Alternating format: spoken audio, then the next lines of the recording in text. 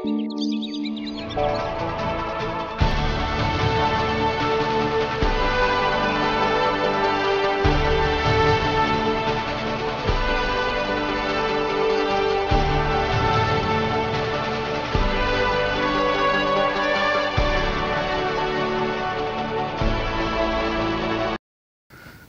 the Lord. Good morning, brothers and sisters. సహోదరి సహోదరులారా, మీ అందరికీ ఉదయకాల శుభములు. Praise the Lord. Trust all of you are doing well. మీరందరూ మంచిగా ఉన్నారని నమ్ముతూ ఉన్నాను. It's a privilege to meet you through this video. మరి ఈ వీడియో ద్వారా మిమ్మల్ని అందరినీ కలుసుకోవడం మాకు ఒక ధన్యత. And give God's word, share God's message. దేవుని యొక్క వాక్యాన్ని మీతో పంచుకోవడం ధన్యతగా భావిస్తున్నాం. Let us pray. ప్రార్థన చేసుకుందాం. Heavenly Father, we come to you to worship you, to praise you, and పరలోకమందున్న తండ్రి, మిమ్మల్ని స్తుతించడానికి ప్రభువా మరి ఆరాధించడానికి కూడుకొని ఉన్నాం. bless our fellowship together. మేమందరం కలిసి నిన్ను ఆరాధిస్తుండగా మా యొక్క సహవాసాన్ని దీవించండి. Though we meet only as families in the house, we know your presence is there. మేము కుటుంబాలుగా కూడుకుంటున్నప్పటికీ గృహాల్లో మీ యొక్క సన్నిధి ఉంటుంది. So we seek, Lord, you will come down to be with us, interpret your word, and bless us together.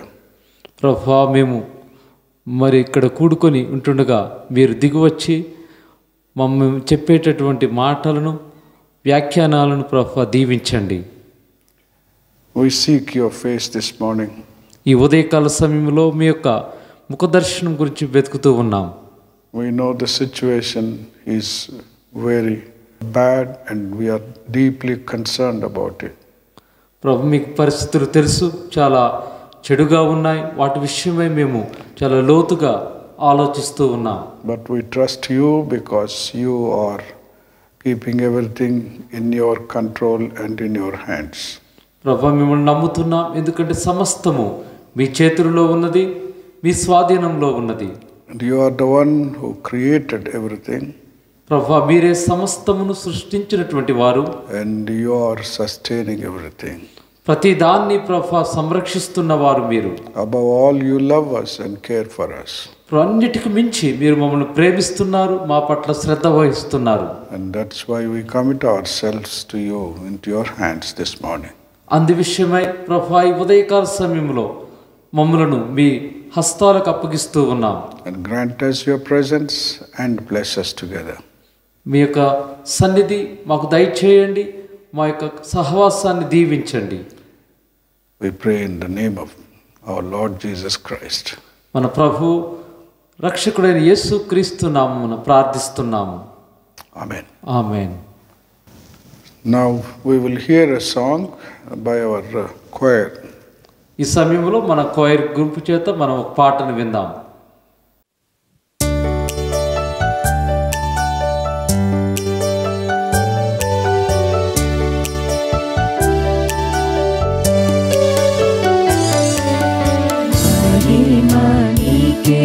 प्रभु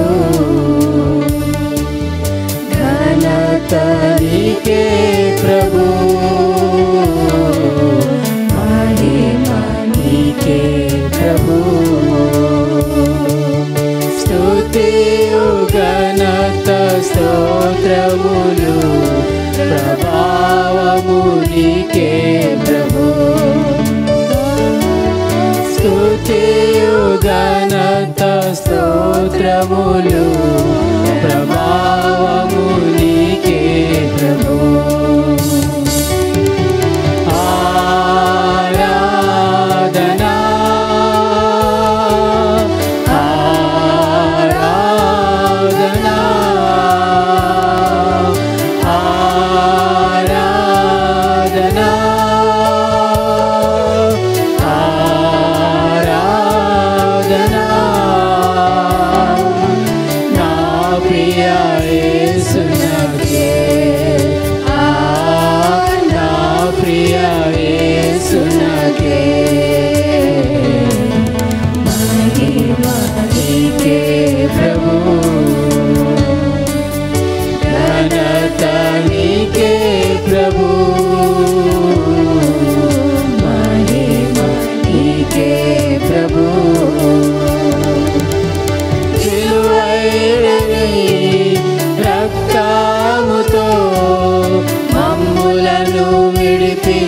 ఎన్నుకొంటివి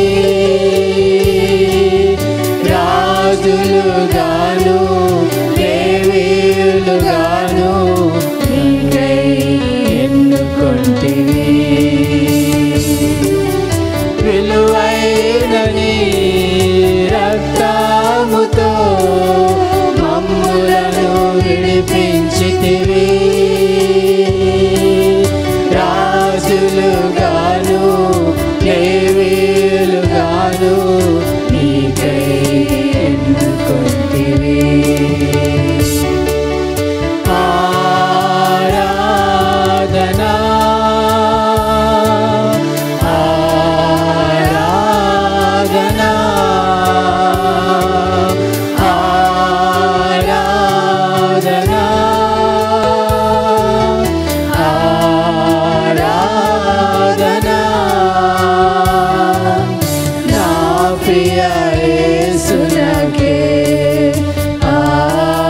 నా ప్రియ యేసునకే మహిమ నీకే ప్రభు ఘనత నీకే ప్రభు మహిమ నీకే ప్రభు స్థిరమై ఉండి రానై ఉన్నా రారాజు నీవేనయ్యా నీ రాజ్యం భూమిపై యుగ యుగములుగాను నీ చిత్తము నెరవేరాలి స్థిరమై ఉండి రానై ఉన్నా రారాజు నీవేనయ్యా నీ రాజ్యం భూమిపై యుగ యుగములుగాను నీ చిత్తము నెరవేరాలి ఆరాధనా ఆరాధనా ఆరాధనా ఆరాధనా నా ప్రియ యేసునకే నా ప్రియ యేసునకే మహిమ నీకే ప్రభు ఘనత నీకే ప్రభు మహిమ నీకే ప్రభు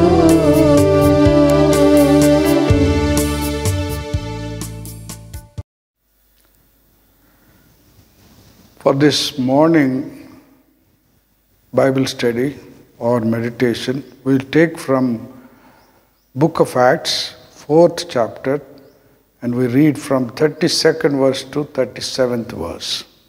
ఈ ఉదయకాల ధ్యానం కొరకు మనము అపోస్తుల కార్యములు 4వ అధ్యాయము 32 నుంచి 37 వచనాలు చదువుకుందాం. And let's read those verses so that we will study and understand what God's ways are when He builds His church or His community. ఆయన తన సమాజాన్ని లేదా తన సంఘాన్ని నిర్మించినప్పుడు ఆయన మార్గాలను తెలుసుకోవడానికి ఆయన వాక్యాన్ని అర్థం చేసుకోవడానికి మనం వాక్యాన్ని అధ్యయనం చేద్దాం. What we read in the book of Acts as the birth of the early church, అపోస్తుల కార్యములో మనము సంఘం యొక్క పుట్టుక గురించి మనం చదివినప్పుడు which means a new community is born. దాని అర్థం ఏంటంటే ఒక నూతనమైనటువంటి సమాజము అనేది జన్మించింది. And that's what Jesus said, I will build my church or my community. అదే యేసు ప్రభువారు చెప్పారు, నేను నా సంఘమును కట్టుదును, నా సమాజమును కట్టుదును అని. And so a new community in the world is born. కాబట్టి ఈ ప్రపంచంలో ఒక నూతనమైనటువంటి సమాజము, సంఘము అనేది పుట్టింది. That we have seen in the book of Acts, 2nd chapter. ఆ విషయాన్ని అపోస్తుల కార్యములు 2వ అధ్యాయంలో మనం చూసాం. So today we will see what are the qualities of this community, a new community that Jesus has commenced. మరి యేసు ప్రభు వారు ప్రారంభించినటువంటి ఈ నూతన సమాజము లేదా సంఘానికి ఉన్నటువంటి లక్షణాలు ఏమిటి అన్న విషయాన్ని మనం ఈ దినం చూద్దాం. And we must remember whatever the qualities of the early community were, same should be continued even today by the community of Jesus Christ now. మరి మనం ఏ విషయాలైతే ఆది సంఘంలో మనం చూస్తామో ఆ సమాజంలో అవే లక్షణాలు నేడు ఈ క్రైస్తవ సమాజంలో లేదా క్రీస్తు ఇచ్చినటువంటి సమాజంలో మనం కలిగి ఉండాలి. Now let's turn to God's word. ఇప్పుడు మనం దేవుని వాక్యాన్ని తెరుద్దాం. We begin from 32nd verse. మనము అపోస్తుల కార్యములు 4వ అధ్యాయం 32వ వచనం నుంచి ప్రారంభిద్దాం.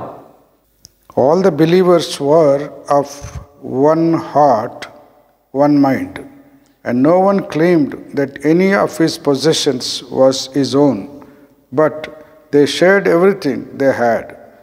With great power, the apostles continued to testify to the resurrection of the Lord Jesus, and much grace was upon them all.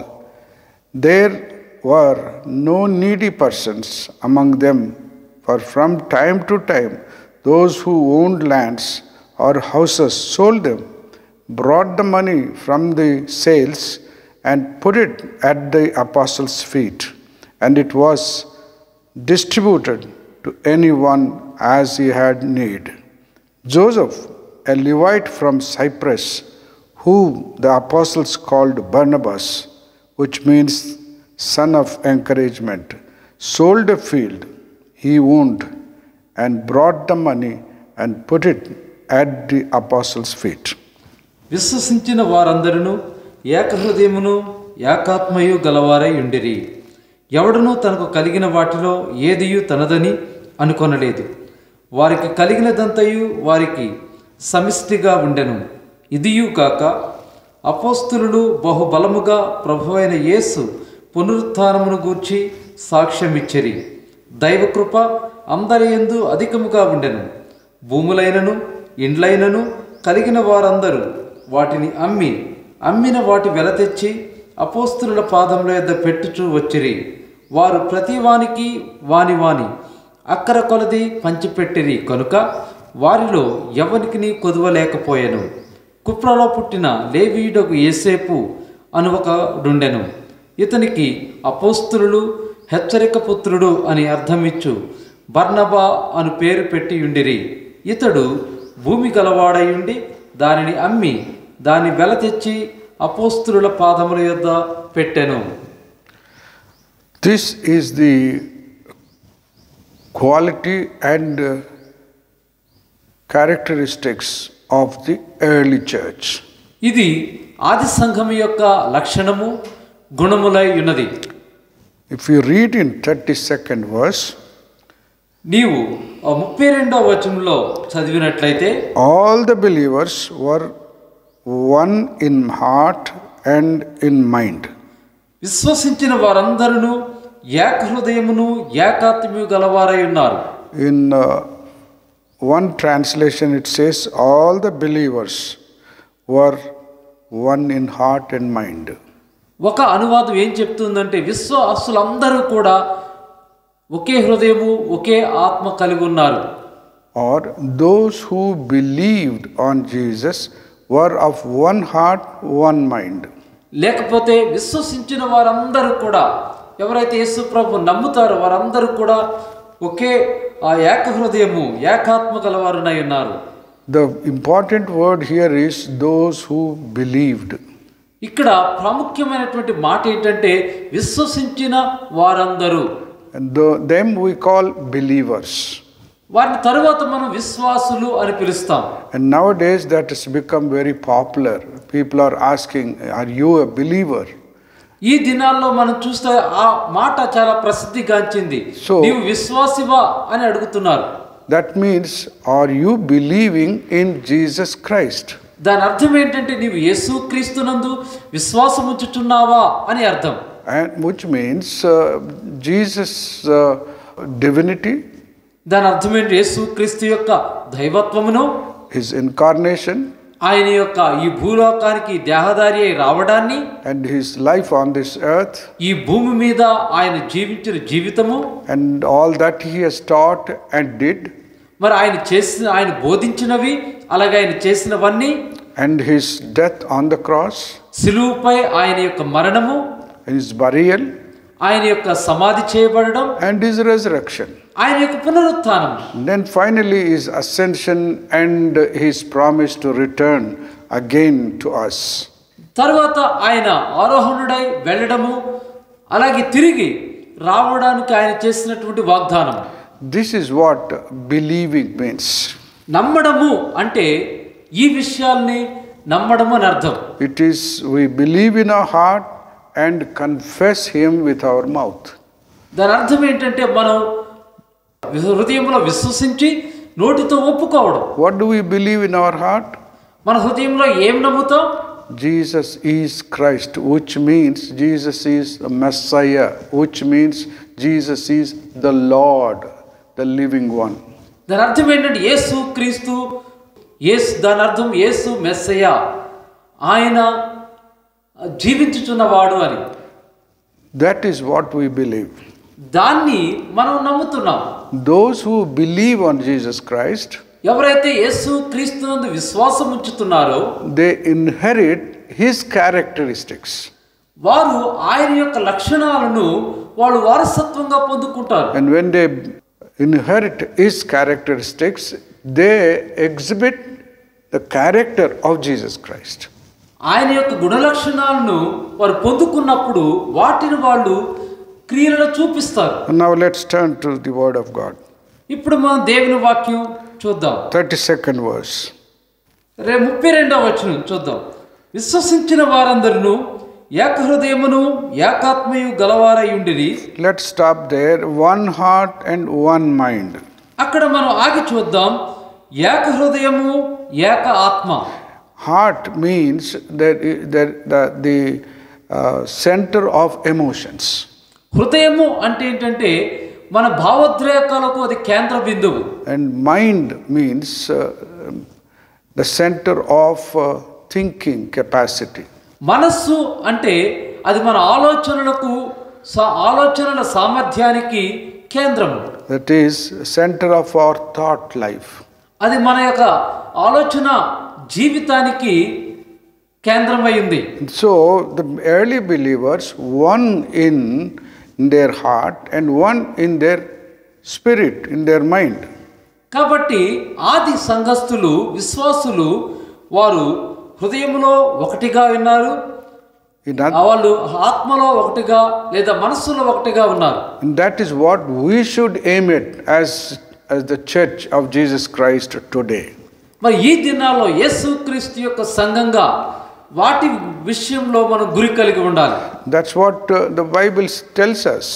అదే విషయాన్నే బైబిల్ చెప్తూ ఉంది. Now turn to 2nd Chronicles. 2వ దినవృత్తాంతాలను చూద్దాం. 30th chapter.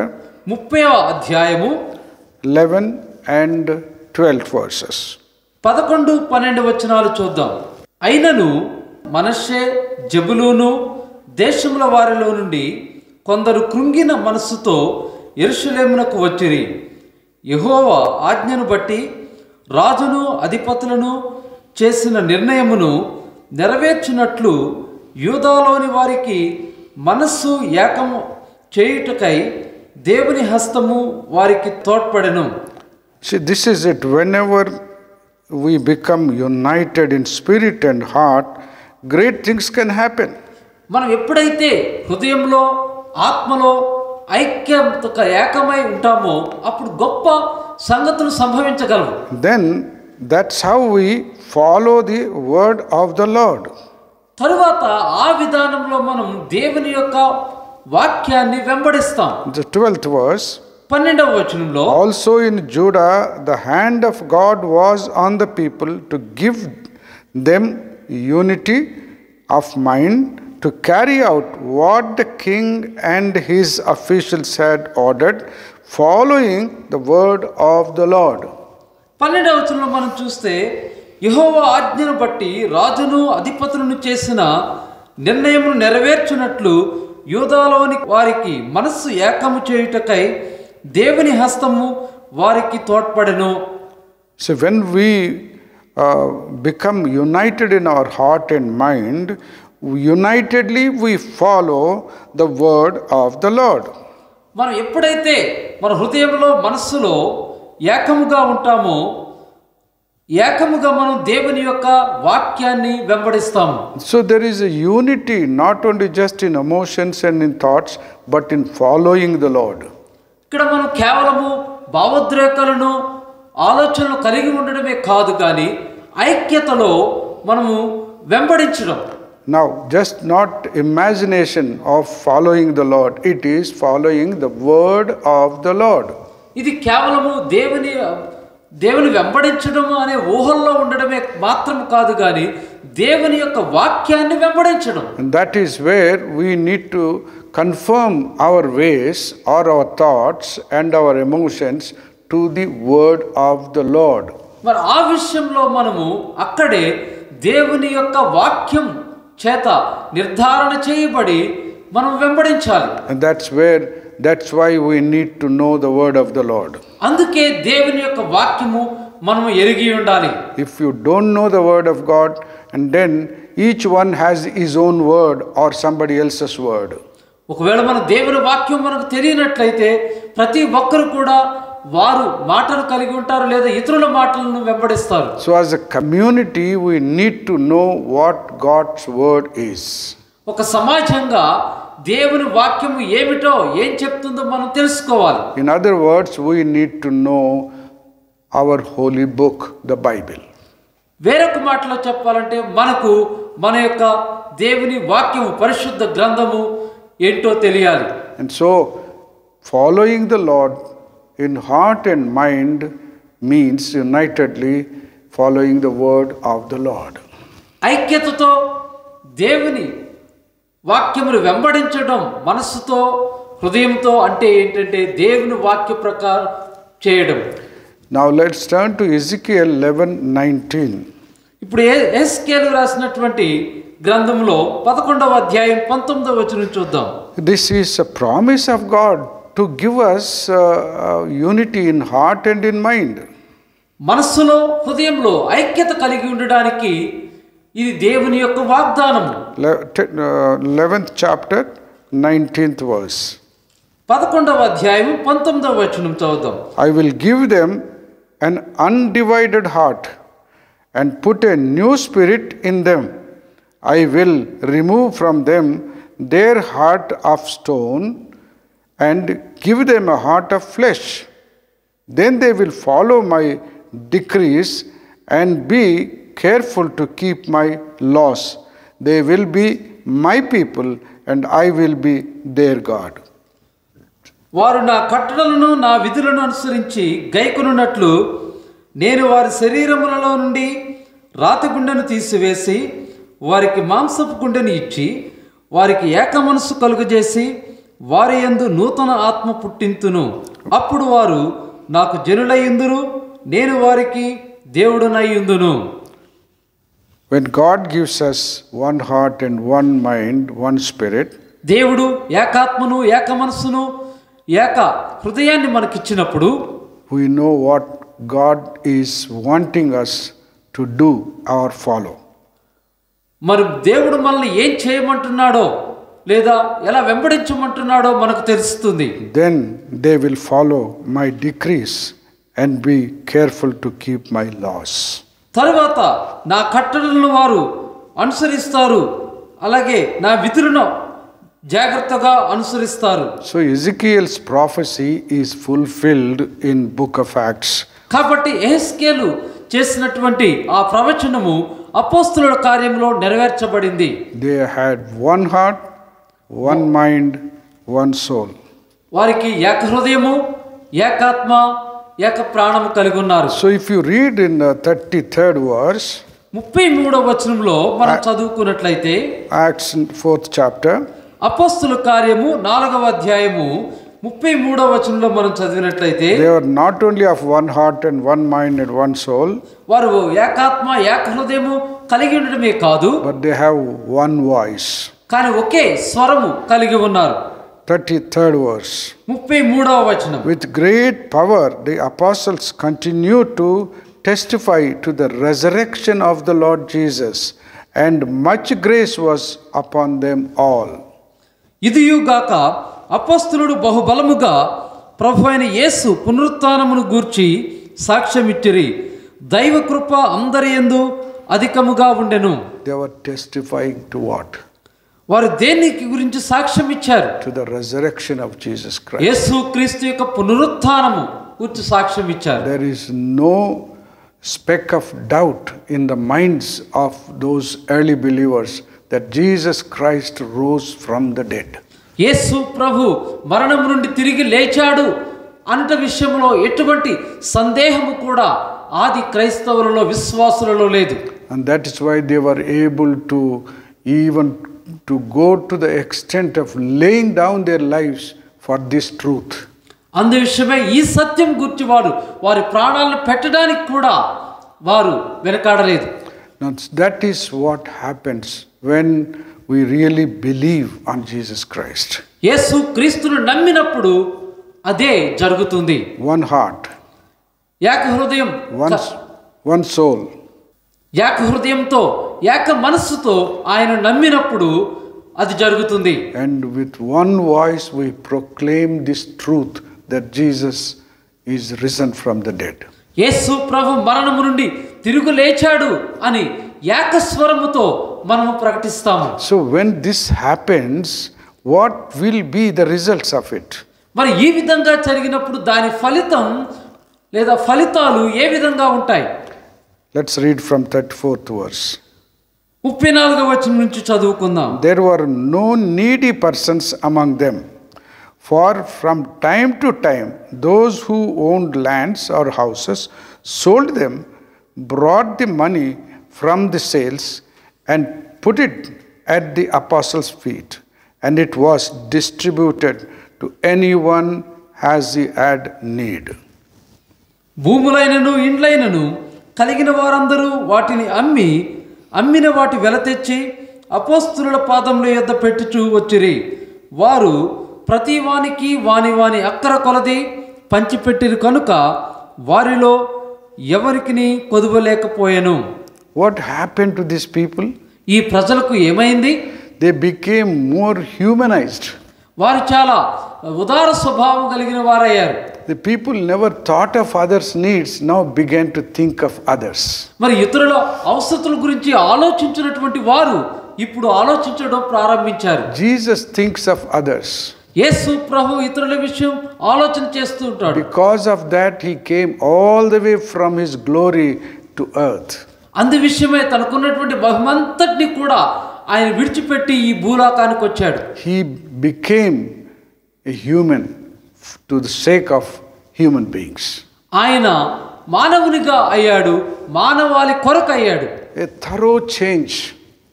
ఇక్కడ చూడండి, చాలా మార్పు అనేది చాలా వచ్చింది. A glory turned into dust, as it were.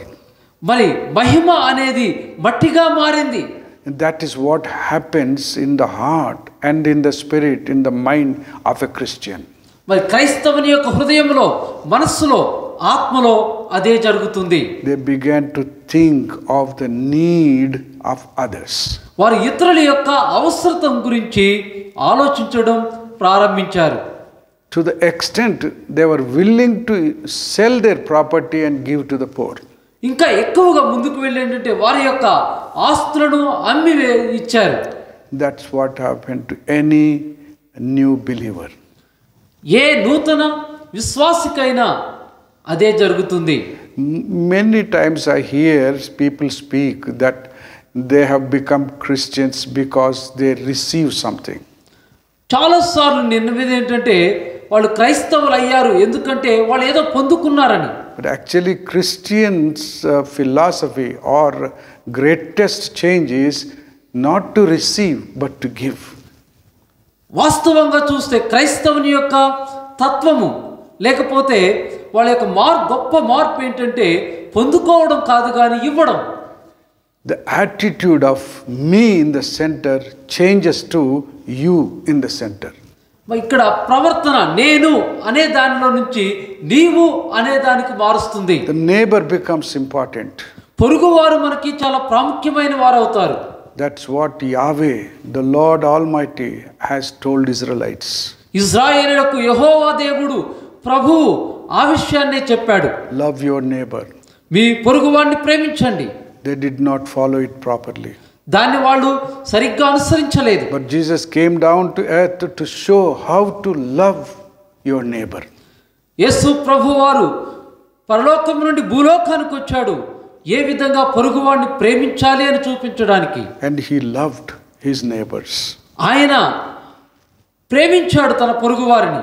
And that's why now disciples or his believers are following the same way.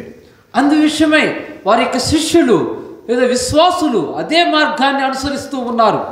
Gospel of Mark, mark సువార్త 6th chapter, 6వ అధ్యాయము. you read how Jesus was moved by the need of the people.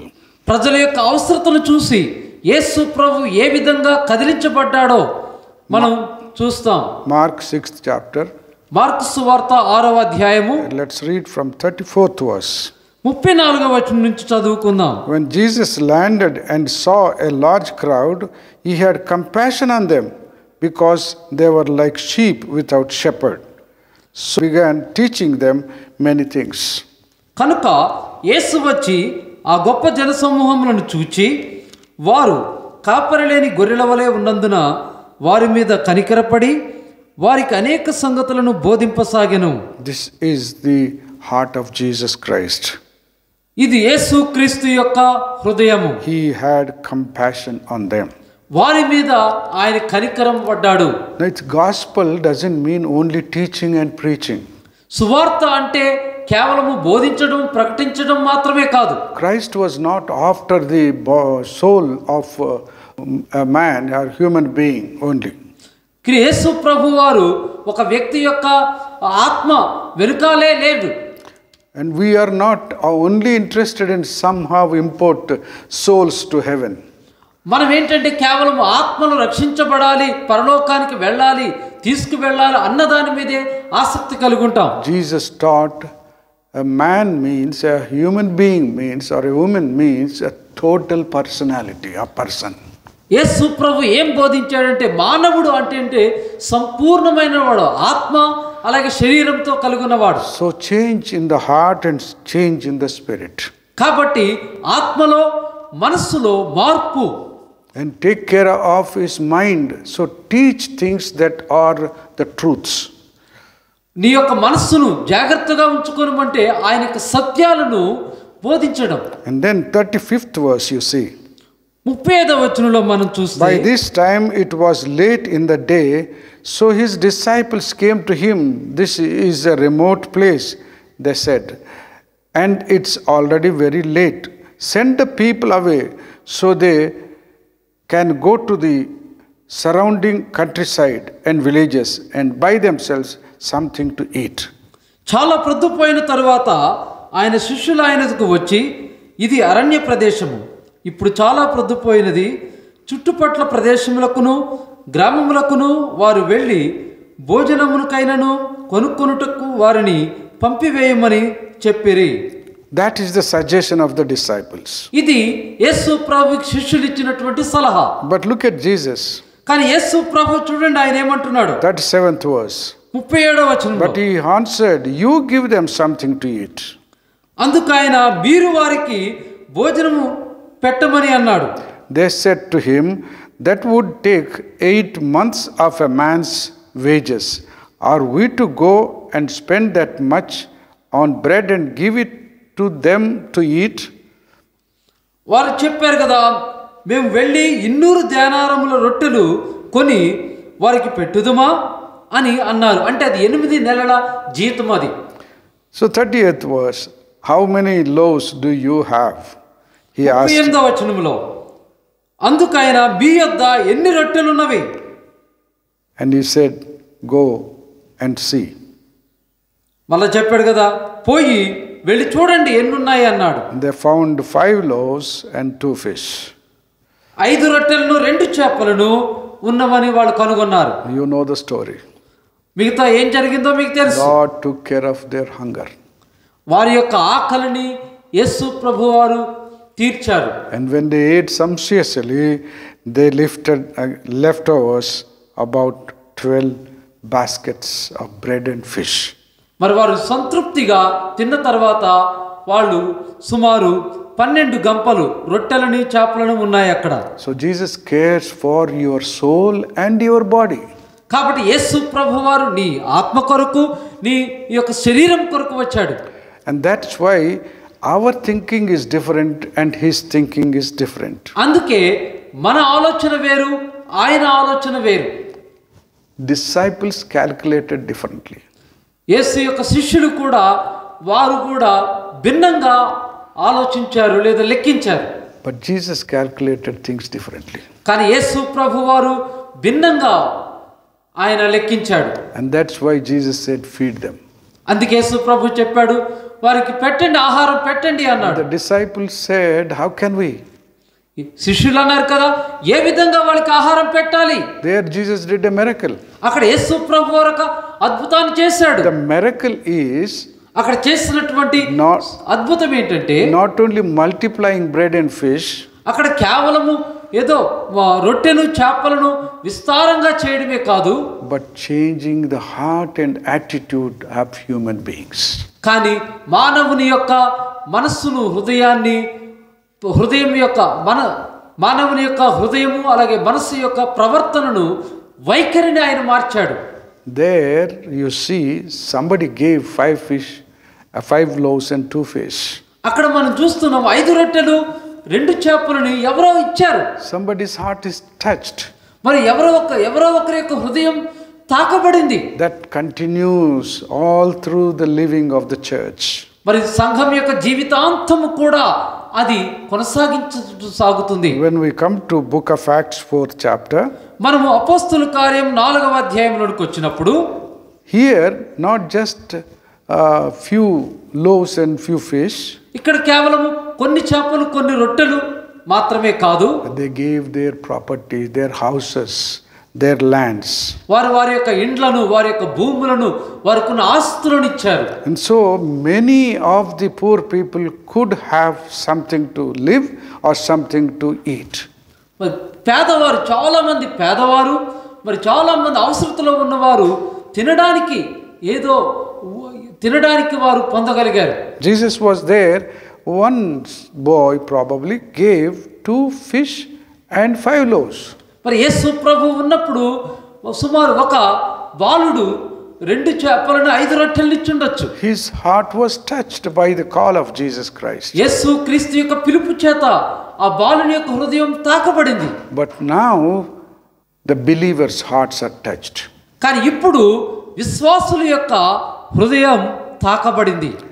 34th verse. 34వ వచనంలో There were no needy persons among them, for from time to time those who owned lands or houses sold them, brought the money from the sales and put it at the apostles' feet, and it was distributed to anyone as he had need. 34వ వచనంలో భూములైనను ఇండ్లైనను కలిగిన వారందరూ వాటిని అమ్మిన వాటి వెల తెచ్చి అపోస్తలుల పాదం మీద పెట్టుచూ వచ్చిరి. వారు ప్రతివానికి వాని అక్కర కొలది పంచిపెట్టిన కనుక వారిలో ఎవనికి కొదువలేకపోయెను. From few fish and few loaves it came to lands and houses. మరి కొన్ని చేపల నుంచి కొన్ని రొట్టెల నుంచి ఎక్కడ వరకు వచ్చిందంటే మరి భూములు ఇండ్ల వరకు వచ్చింది. And people are willing to sell in order to meet the need of the poor people. పేదవారి యొక్క అవసరతను తీర్చడానికి ప్రజలు అమ్మారు. That's what the transformation that comes by the gospel. సువార్త చేత వచ్చేటటువంటి పరివర్తన అదే. This is the new community. ఇది నూతనమైనటువంటి సమాజం. The community that Jesus has started. మరి యేసు ప్రభువారు నేర్పినటువంటి సమాజం. Now, the best model we find is in 36th verse. మరి శ్రేష్టమైనటువంటి మాదిరిని మనము నమూనాను మనం కనుగొనేది ఏంటంటే 36వ వచనంలో, Joseph, a Levite from Cyprus, whom the apostles called Barnabas, which means son of encouragement, sold a field he owned and brought the money and put it at the apostles' feet. కుప్రలో పుట్టిన లేవీయుడగు యేసేపు అని ఒక మనుషుడుండెను. ఇతనికి అపోస్తులు హెచ్చరిక పుత్రుడు అని అర్థమిచ్చు బర్నబా అని పేరు పెట్టి ఉండిరి. ఇతడు భూమి గలవాడై ఉండి దానిని అమ్మి దాన్ని వెల తెచ్చి అపోస్తుల పాదముల యొద్ద పెట్టెను. The believers, most of them did this. విశ్వాసులు చాలా మంది ఈ విధంగా చేశారు. To meet the need of the downtrodden, the marginalized, the poor, they have even sold their properties and houses and gave. And this is the mind of Jesus Christ. చాలా మంది అణగద్రొక్కబడినటువంటి వారిది, పేదవారివి, వీళ్ళ యొక్క అవసరతలను తీర్చడానికి వారికి ఉన్నటువంటి భూములను, ఇండ్లను వాళ్ళు అమ్మి అపోస్తుల పాదముల యొద్ద పెట్టారు. That is the attitude change. అది మారినటువంటి వైఖరి యేసుక్రీస్తు నేర్పినటువంటిది. 2 Corinthians, 2వ కొరింథీయులకు రాసిన పత్రిక 5th chapter, 5వ అధ్యాయము, we read from 15th verse. 15వ వచనం నుంచి మనం చదువుదాం. And he died for all, that those who live should no longer live for themselves, but for him who died for them and was raised again. జీవించే వారికి మీదట తమ కొరకు కాక తమ నిమిత్తము మృతి పొంది తిరిగి లేచిన వాని కొరకే జీవించుటకు ఆయన అందరి కొరకు మృతి పొందనని నిశ్చయించుకొనుచున్నాము. So, 16th verse, so from now on, we regard no one from a worldly point of view, though we once regarded Christ in this way, we do so no longer. కావున ఇక మీదట మేము శరీరము రీతిగా ఎవరికైనాను ఎరుగము. మేము క్రీస్తును శరీర రీతిగా ఎరిగి ఉండినను ఇక మీదట ఆయనను అలాగూ ఎరుగము. Now read what happens when you believe and follow Jesus Christ, because you are convinced that he died for me and for all, and we committed ourselves to live for him. The change is 17th verse. Therefore, if anyone is in Christ, he is a new creation. మనం యేసుక్రీస్తును నమ్మి ఆయన అనుసరించినప్పుడు వచ్చేటటువంటి మార్పు ఏంటంటే ఇక్కడ 17వ వచనంలో, కాగా ఎవడైనను క్రీస్తునందున్న ఎడల వాడు నూతన సృష్టి, పాతవి గతించెను, ఇదిగో క్రొత్తవాయెను. So here is the old is gone, the new has come. ఇక్కడ ఏంటంటే పాతది అనేది గతించింది, క్రొత్తది అనేది వచ్చింది. This is the new life of a Christian. ఇది క్రైస్తవుని యొక్క నూతన జీవితము. This is the new life of the church. ఇది సంఘం యొక్క నూతన జీవితము. No longer live for themselves, but for him who died for them and was raised again. మరి వారి కొరకే ఇక మీదట వారు జీవించరు, కానీ మృతి పొంది తిరిగి లేచిన వాని కొరకే జీవిస్తారు. That's what happened in the life of Joseph. యోసేపు యొక్క జీవితంలో కూడా అదే జరిగింది. And that's what happened in the lives of all the believers. విశ్వాసులందరి యొక్క జీవితంలో కూడా అదే జరిగింది. And so Joseph Barnabas has become a model for the early church. కాబట్టి యోసేపు బర్నబా అని పిలువబడేటటువంటి ఆయన సంఘానికి మాదిరిగా ఉన్నాడు. Not for the church, he is the sample from the early church for the transformation that took place among all the believers. విశ్వాసులందరి మధ్యలో పరివర్తన జరిగినటువంటి విషయంలో యోసేపు అంటే బర్నబా అందరికి కూడా ఒక శాంపుల్గా ఉన్నాడు, నమూనాగా ఉన్నాడు. He became a model of the early community. బర్నబా సంఘానికి మాదిరే కాదు కానీ ఆయన సంఘంకు నమూనా అయ్యాడు. The transformation that has dawned upon the early church. మరి ఆది సంఘానికి జరిగినటువంటి మార్పునకు ఆయన నమూనా అయ్యాడు. And that's what happens, when you become a follower of Jesus Christ, the change flows like a river. అదే జరుగుతుంది. నీవు యేసుక్రీస్తుని అనుసరించే వ్యక్తిగా అయినప్పుడు ఆ మార్పు అనేది ఒక నదిలా ప్రవహిస్తుంది. In the next lesson we will learn how Joseph Barnabas has become more and more a model in the church of Jesus Christ and for the non-Christians. యేసుక్రీస్తు యొక్క సంఘములో అలాగే ఇతరుల పట్ల దేవుని నమ్ముకొని వారి పట్ల బర్నబాస్ ఏ విధంగా నమూనా అయ్యాడో అనేది మనం తర్వాత నేర్చుకుందాం. He left so many things. ఆయన నేర్చుకోవడానికి చాలా విషయాల నుంచి వెళ్ళాడు. And became early gospel worker. ఆ తర్వాత ఆయన సువార్త పనివానిగా అయ్యాడు. And he went alone with Paul, traveling many countries. పౌలుతో పాటు కూడా అనేకమైనటువంటి దేశాలు ఆయన సువార్త కొరకు ప్రయాణించాడు. And Paul says he and Barnabas lived on their own resources. పౌలు చెప్తున్నాడు, తను బర్నబా వారి యొక్క సొంత ఖర్చులు పెట్టుకుని సువార్త చేశారని. That we will see in the next lesson. అది ఆ విషయాన్ని మనం తర్వాత పాఠంలో చూద్దాం. But Barnabas reminds me of our brother Elisha. Barnabas మన సహోదరుడు ఎలీషా నాకు జ్ఞాపకం చేస్తున్నాడు. Elisha started as a child in Agape home. ఆయన జీవితాన్ని చిన్న పిల్లవాడిగా అగాపే హోంలో ప్రారంభించాడు. When he finished his intermediate, ఆయన 12వ తరగతి ముగించుకున్నప్పుడు he wanted to go to Bible college. ఆయన బైబిల్ కళాశాలకు వెళ్ళాలని ఇష్టపడ్డాడు. After finishing Bharat Bible College studies, భారత బైబిల్ కళాశాలలో బైబిల్ అధ్యయనాన్ని ముగించుకున్న తర్వాత he went as a missionary or a church planter or a gospel bearer to Gujarat. Gujarat రాష్ట్రానికి ఆయన సువార్త పనివానిగా మిషనరీగా సంఘ స్థాపకునిగా వెళ్ళాడు. There he took care of many children. అక్కడ అనేక మంది పిల్లలను ఆయన పెంచాడు. Poor children. చాలా పేదవారు, అనేక మంది పేదవారిని ఆయన శ్రద్ధగా చూసుకున్నాడు. The children who had no future. మరి భవిష్యత్తు లేనటువంటి పిల్లల్ని He built hundreds of lives like that.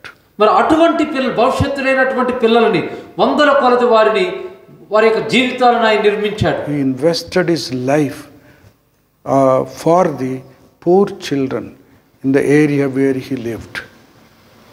మరి ఆయన యొక్క జీవితాన్ని పేద పిల్లలకు ఆయన వెచ్చించాడు. We will see such stories as the lessons go forward. మనం ఈ యొక్క పాఠాలను ముందుకు నేర్చుకుంటూ ఉండగా అటువంటి మంచి విషయాలను మనం చూస్తాం. Christianity brings life to the people. క్రైస్తత్వం అనేది ప్రజలకు జీవాన్ని తీసుకొస్తుంది. It brings new life to people. నూతన జీవితాన్ని తీస్తుంది. Meaning to their lives. వారి యొక్క జీవితానికి ఒక అర్థాన్ని ఇస్తుంది. And then brings fulfillment in their lives. తర్వాత వారి జీవితంలో అది నెరవేరుస్తుంది. Only when you invest yourself and yours in lives of others, then only your life becomes really meaningful and purposeful. మరి నీ జీవితంలో మరి ఇతరుల జీవితంలో నీవు వెచ్చిస్తేనే జీవితం అనేటప్పుడు అర్థవంతంగా ఉద్దేశపూర్వకంగా ఉంటుంది. That's what we are going to see in the life of Barnabas. Barnabas యొక్క జీవితంలో అదే విషయాలను మనం చూడబోతున్నాం. We will see how he invested his life for the kingdom of the Lord and also in people's lives. దేవుని యొక్క రాజ్యంలో ప్రజల యొక్క జీవితంలో బర్నబా ఏ విధంగా తన జీవితాన్ని వెచ్చించాడో మనం చూస్తాం. Praise the Lord for such people. అటువంటి ప్రజల విషయమై దేవునికి స్తోత్రం. who are become a model for us to follow. వెంబడించడానికి మనకు మాదిరి అయినటువంటి వారిని బట్టి మనం దేవునికి స్తోత్రం చెల్లిద్దాం. Joseph, Barnabas, వారిలో యోసేపు, బర్నబా ఉన్నారు. brother R.M. Elisha, మన సహోదరుడైన ఎలీషా, ఆర్ఎం ఎలీషా ఉన్నారు. and let us praise for them and let us follow their model.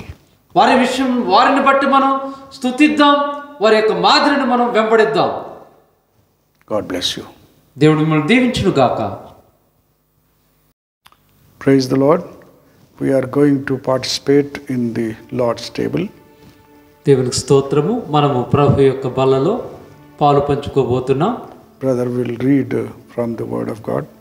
మనం దేవుని యొక్క వాక్యము నుంచి చదువుకుందాం. మొదటి కొరింథీయులకు రాసిన పత్రిక 11వ అధ్యాయము 23వ వచనం నుంచి మనం చదువుకుందాం. నేను మీకు అప్పగించిన దానిని ప్రభు వలన పొంది తిని, ప్రభు అయిన యేసు తాను అప్పగింపబడిన రాత్రి ఒక రొట్టెని ఎత్తుకొని కృతజ్ఞతాస్తులు చెల్లించి దానిని విరిచి, ఇది మీ కొరకైన నా శరీరము, నన్ను జ్ఞాపకం చేసుకొనుటకై దీనిని చేయుడని చెప్పాను. ఆ ప్రకారమే భోజనమైన పిమ్మట ఆయన పాత్రను ఎత్తుకొని, ఈ పాత్ర నా రక్తము వలనైన క్రొత్త నిబంధన, మీరు దీనిలోని త్రాగునప్పుడెల్లా నన్ను జ్ఞాపకం చేసుకొనుటకై దీనిని చేయుడని చెప్పాను. మీరు ఈ రొట్టెను తిని ఈ పాత్రలోని త్రాగునప్పుడెల్లా ప్రభు వచ్చే వరకు ఆయన మరణమును ప్రచురించుదురు.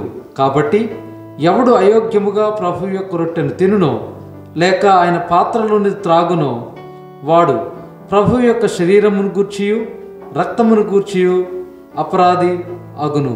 కాబట్టి ప్రతి మనుషుడు తను తాను పరీక్షించుకొనవలను. అలాగు చేసి ఆ రొట్టెను తిని ఆ పాత్రలోనిది త్రాగవలను. Apostle Paul is reminding us as to how we should remember the death and the resurrection of Jesus Christ. యేసు క్రీస్తు యొక్క మరణాన్ని, పునరుత్థానాన్ని ఏ విధంగా గుర్తుంచుకోనాలో అపోస్తుడైన పౌలు జ్ఞాపకం చేస్తున్నాడు. We take a piece of bread representing the body of Jesus Christ. యేసు క్రీస్తు యొక్క శరీరాన్ని సూచనగా మనం ఒక రొట్టె ముక్కను తీసుకుంటాం. And a sip of grape wine, అలాగే ద్రాక్ష రసం తీసుకుంటాం. representing the blood of Jesus Christ. అది యేసు క్రీస్తు యొక్క రక్తాన్ని సూచిస్తూ ఉంది. The broken body, Peter says, is bringing healing to our bodies, our sicknesses. పేతురు చెప్తూ ఉన్నాడు, యేసు క్రీస్తు యొక్క శరీరం పగిలినటువంటి ఆ శరీరము మనకు స్వస్థతనిస్తుంది అని. And the blood of Jesus Christ brings forgiveness to our sins. మరియు యేసు క్రీస్తు యొక్క రక్తము మన పాపములకు క్షమాపణను ఇస్తుంది. Because of his blood, our sins are propitiated. మరి ఆయన యొక్క రక్తాన్ని బట్టి మన పాపాలు క్షమించబడ్డాయి. And that attitude we come to this table. మరి అటువంటి వైఖరితో ఈ ప్రభు బల్లలో మనం పాల్గొనాలి. Jesus himself said, when you participate in this table, you remember me. యేసు ప్రభు తనే చెప్పాడు, మీరు ప్రభు బల్లలో పాల్గొన్నప్పుడు నన్ను జ్ఞాపకం చేసుకోనండి అని. And so with grateful heart, remembering Jesus, what he did for our healing and salvation, we come to this table. కాబట్టి మనం ప్రభువుని జ్ఞాపకం చేసుకుంటూ మన యొక్క శరీరానికి స్వస్థతను అలాగే రక్షణ కొరకు ఆయన ఏం చేశాడో దాన్ని జ్ఞాపకం చేసుకుంటూ ఆయన యొద్దకు వద్దాం. Let us pray. ప్రార్థన చేసుకుందాం. Heavenly Father, we pray that you bless this bread and this wine to remember you and your work on the cross for our salvation. పరలోకమందున్న తండ్రి, మా రక్షణ కొరకు మీరు చేసినటువంటి పనిని జ్ఞాపకం చేసుకుంటూ ఈ యొక్క ద్రాక్షారసమును అలాగే రొట్టెను తీసుకోబోతున్నాం. Please give this to your followers by your own hand. ప్రభువా మరి దీనిని నీ యొక్క స్వహస్తాలతో నీ అనుచరులకు ఇవ్వండి. And bless them. వారిని ఆశీర్వదించండి. In Jesus' name we pray. యేసు నామములో ప్రార్థిస్తున్నాం. Amen. Amen.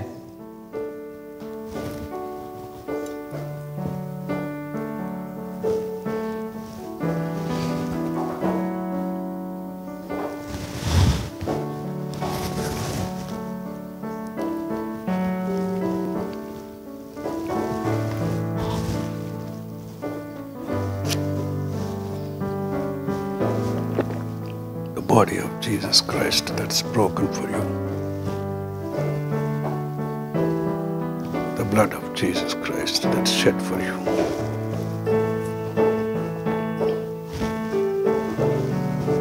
The body of Jesus Christ that's broken for you. The blood of Jesus Christ that's shed for you.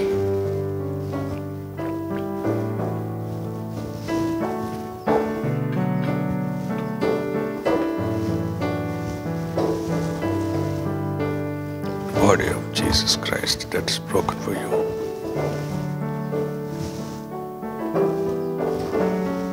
Blood of Jesus Christ that's shed for you.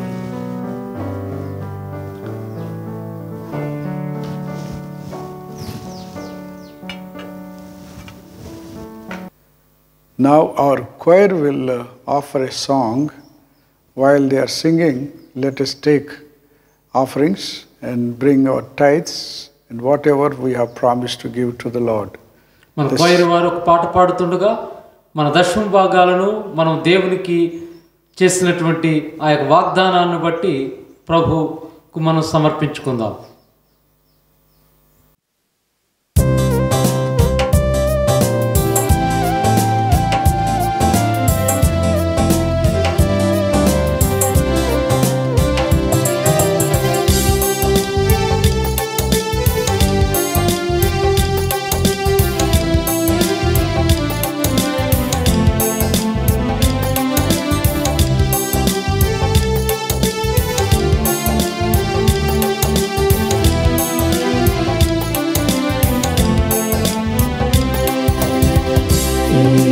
ప్రభువును కోరుదువా, ఆయననే వెంబడించెదవా, ఉపేక్షించుకొని సిలువ మోసుకొని అనుదినము వెంబడించెదవా, ఉపేక్షించుకొని సిలువ మోసుకొని అనుదినము వెంబడించెదవా.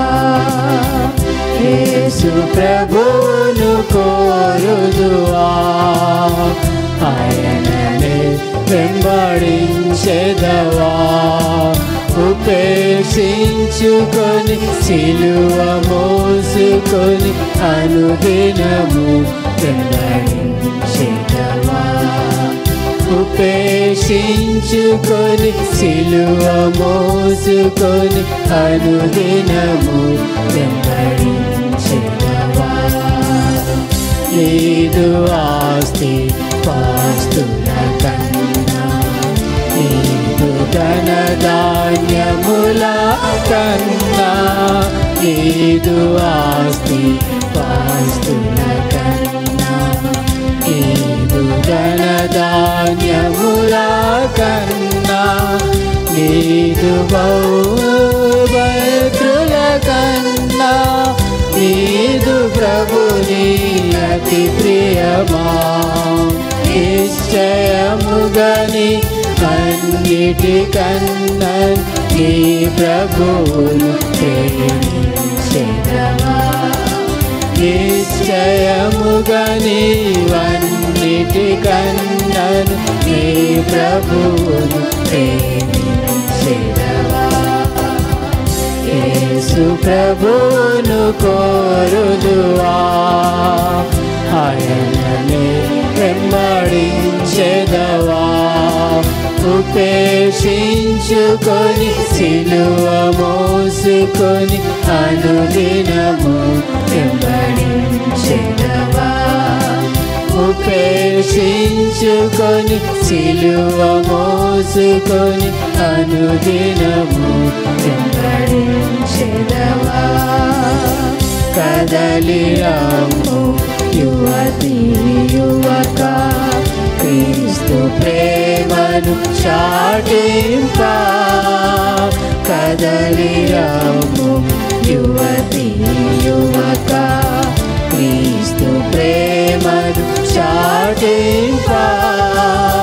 కోరుము శ్రమలను భావింపను, కరుగును క్రోవత్తులుగా. కడముట్టించుము ఈ పరుగులను, కిరీటములను పొందెదరు.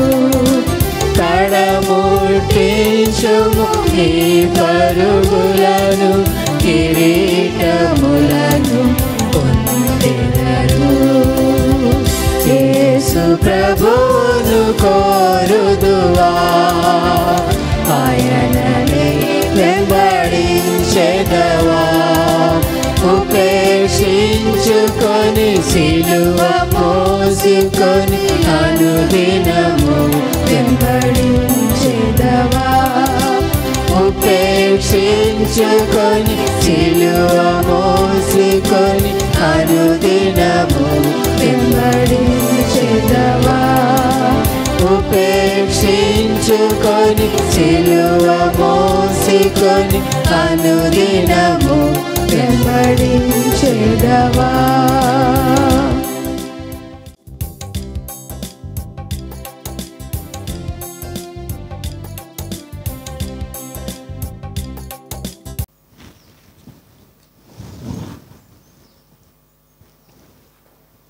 Let's pray. ప్రార్థన చేసుకుందాం. We thank you, our Lord Jesus Christ, for keeping us all safe all this week. ఈ వారమంతా కూడా మమ్మల్ని కాపాడినందుకు మా ప్రభు అయిన యేసు మీకు వందనాలు చెల్లిస్తున్నాం. You have protected us all through the last month. గతించిన నెలంతటి గుండా మమ్మల్ని రక్షించారు. And as we entered into a new month, please be with us. మేము నూతన నెలలోకి ప్రవేశిస్తుండగా మాతో ఉండండి. Protect us. రక్షించండి. Supply our needs. మా అవసరతలను తీర్చండి. Use us for your glory. నీ మహిమ కొరకు మమ్మల్ని ఉపయోగించుకోనండి. And for the benefit, both physical, material and spiritual benefits of others. ఇతరుల యొక్క ఆత్మీయ, భౌతిక, శారీరక అవసరతలు గురించి మమ్మల్ని ఉపయోగించుకోనండి. And may we become a blessing to others around us. మా చుట్టూ ఉన్న వారికి మేము ఆశీర్వాదకరముగా ఉందుముగాక. We may be like Barnabas and brother Elisha in their lives. వారి యొక్క జీవితాల్లో మరి బర్నబాస్ లాగా, ఎలీషా గారి లాగా ఉందుముగాక. May we not only receive but give to you and to others. మీకు మరి ఇతరులకు ఇచ్చేవారిగా ఉందుముగాక. May your love be expressed to others through us. మా ద్వారా మీ యొక్క ప్రేమ వెల్లడిపరచునుగాక. Please bless these offerings and tithes that your saints have given. మీ యొక్క పరిశుద్ధులిచ్చినటువంటి యొక్క దశమ భాగాలను, కానుకలను దీవించండి. And use it for your glory. మీ మహిమ కొరకు ఉపయోగించుకోనండి. Remember all your servants and their families. మీ పరిశుద్ధులందరూ, మీ సేవకులందరినీ, అలాగే వారి కుటుంబాలను జ్ఞాపకం చేసుకుంటున్నాం. And all the believers around in different communities. మరి వేరు వేరు తెగల మధ్య ఉన్నటువంటి విశ్వాసులందరినీ జ్ఞాపకం చేసుకుంటున్నాం. Bless each one of them. ప్రతి ఒక్కరిని దీవించండి. Thank you for giving us this privilege of standing before you and before your children. మీ పిల్లల ముందు, మీ ముందు ఇలా నిలబడడానికి ఇచ్చినటువంటి అవకాశాన్ని బట్టి వందనాలు. And thank you for your word. నీ వాక్యాన్ని బట్టి వందనాలు చెల్లిస్తున్నాం. In Jesus' name we pray. యేసు నామములో ప్రార్థిస్తున్నాం. May the blessings of the Almighty God, the Father, the Son, and the Holy Spirit, and His presence be with us now and always. సర్వశక్తుడైనటువంటి దేవుని యొక్క ప్రేమ, తండ్రి, కుమార, పరిశుద్ధాత్మ యొక్క సన్నిధి, ఆశీర్వాదాలు మనతో ఇప్పుడు ఎల్లప్పుడూ ఉండును గాక. ఆమేన్. Amen.